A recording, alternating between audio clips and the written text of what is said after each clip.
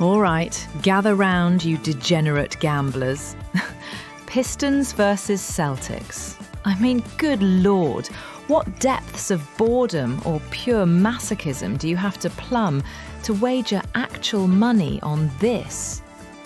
Betting on the Pistons right now is less of an investment and more of a charity donation to whoever had the good sense to pick the Celtics. And if it's cancelled, a glorious 50-50.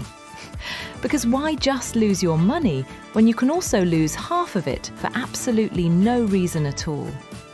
Truly, the future of finance is bright.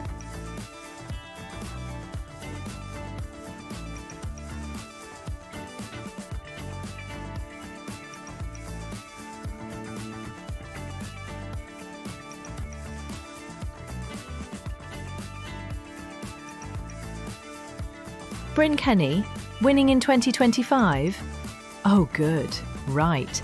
Because the one thing you should be putting your rapidly devaluing cash on is a poker outcome 2 years from now, involving a player whose optimization strategies have been noted. Go ahead, bet your dwindling savings. When the oceans rise and the grid fails, you'll be able to tell yourself you were invested in something, just not anything that mattered. Next up, betting on who wins the snail race at the apocalypse.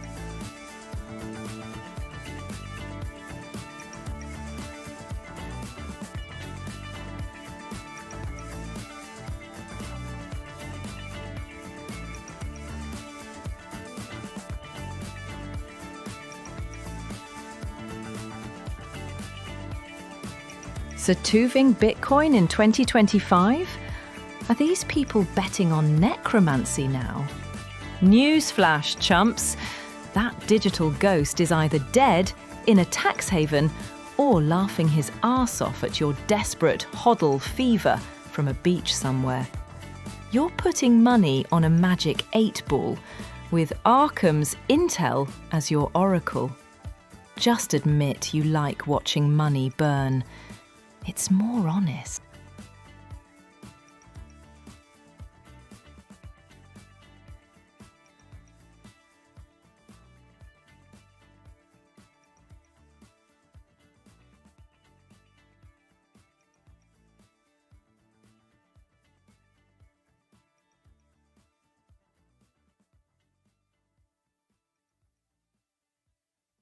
All right, Canucks versus Rangers. Because nothing screams financial genius like betting on which group of overpaid men will nudge a frozen puck into a net more often. And look at these intricate resolution rules, 50-50 if cancelled. Truly a masterpiece of market design.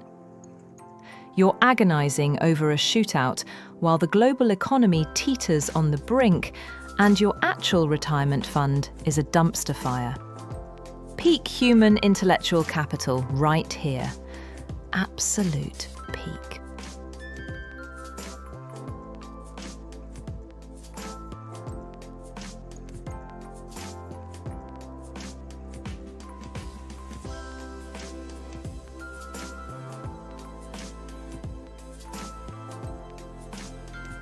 All right, fine. Let's talk about the absolute intellectual dumpster fire that is, will MrBeast win the 2028 Democratic presidential nomination on Polymarket? Someone, bless their cotton socks, is actually putting money on a YouTuber to be the most powerful person in the world. What does that tell you about the future? About the current state of our collective brain cells? If he does win, I'm shorting literally everything, including the concept of coherent thought. His first executive order will probably be, last one to leave the White House gets a free Tesla and $10,000. And you know what? Given what we've seen, it's not even the wildest bet out there. Just the most pathetically accurate reflection of our descent into digital madness. God help us all.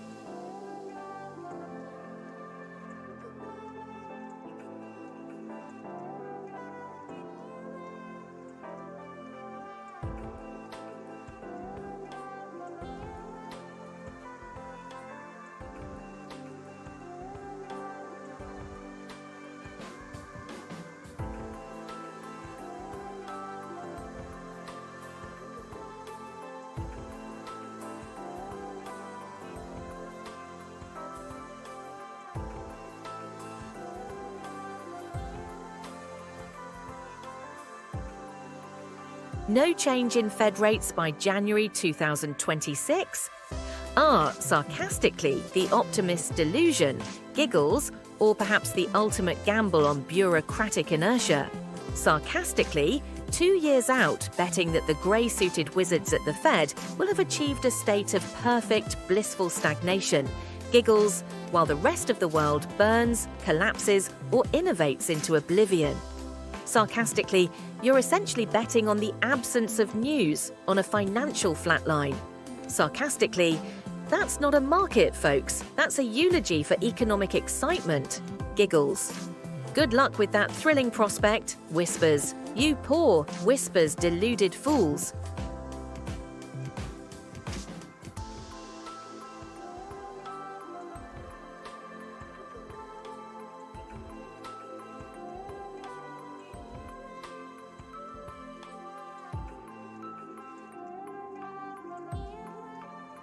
All right, folks, buckle up. We've officially bottomed out. People are betting on the precise number of digital burps Elon Musk will let loose in a specific week next year. 220 to 239. Not 240, mind you. If your financial future hinges on tracking a billionaire's manic output, excluding replies, then frankly, you deserve whatever returns you get. You're basically gambling on a year-and-a-half forecast of a madman's Twitter habits. The only sure bet here is that humanity is doomed.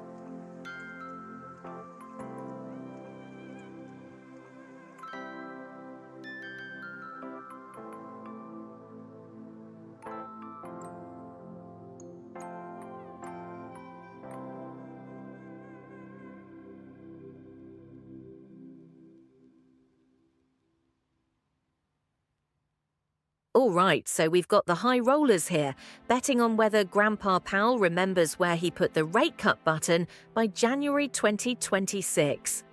2 years out, you'd have better odds predicting if my ex-wife will finally stop calling. You're not investing, you're just paying for the illusion of control in a world that's already spiraling. Go ahead, bet on the slow decay of global finance. At least it's a more productive use of your money than actually saving it.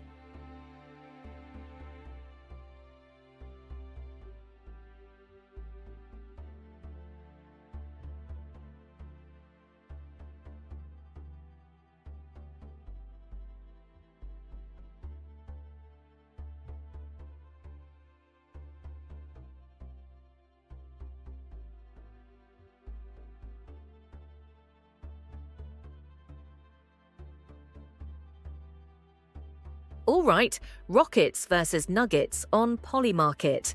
Because why focus on, say, the looming recession or the general decay of society when you can stake your last few dollars on which group of millionaires is slightly less terrible at throwing a ball through a hoop tonight? And if it's cancelled, a glorious 50-50 split.